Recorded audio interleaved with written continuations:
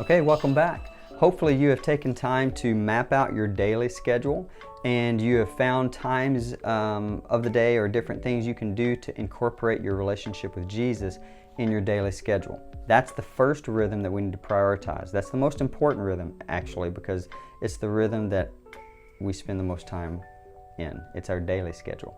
Now let's look at our weekly schedule. But before we do, I want to turn your attention to in your journal. It's a self-care assessment. There are several of those right here, and so I encourage you to take some time just to gauge your current health, how you're taking care of yourself, so that use that as a tool. But now, if you will, turn with me to pages 64 and 65. Now, I want to turn your attention to the QR code that's on page 64. That will be a good QR code for you to be able to scan to learn more about Sabbathing and what it means to Sabbath. These video tutorials, we don't have time to go through that entire lesson, so I encourage you to scan that QR code. I also encourage you to go through this process with a life coach so that you can have some conversations that go deeper than what these video tutorials can do. But just like we did the daily schedule in the last video, let's look at the weekly schedule here, and I'm just going to write out a sample of a weekly schedule. So every Monday I'm working and I'm doing family time. Tuesdays I work, and then maybe in the evenings I have guitar lessons or whatever it may be the case for your schedule. On Wednesdays, work and church, right? On Thursdays, work, and then maybe I'm doing a date night every Thursday or whatever it may be. But this is an example. Maybe on Fridays, work and then school events, okay? Saturday maybe is your day off. Sunday, church, volunteer, or family time. So we've written this out. So now you've got your weekly schedule.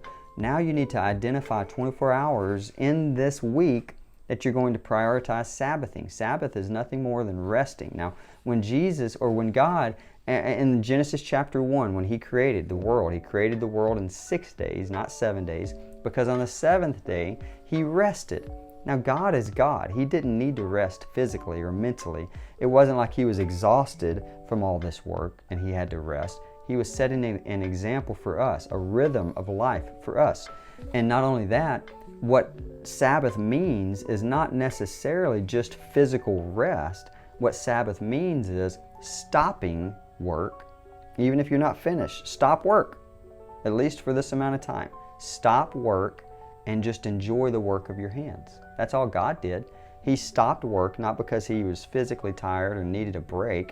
He stopped work to enjoy the work of His hands. That's what Sabbath is. So maybe what I would do is I would look at my weekly schedule and I would say, well, of all of this, the one day that I can definitely prioritize resting, stopping work, and just enjoying the works of my hands would be on Saturday. So I would choose Saturday to be my Sabbath. Whatever it looks like, you might have to piece it and say, well, I can only do about half of my Sabbath here, but I can do another half here. That's better than not doing it at all.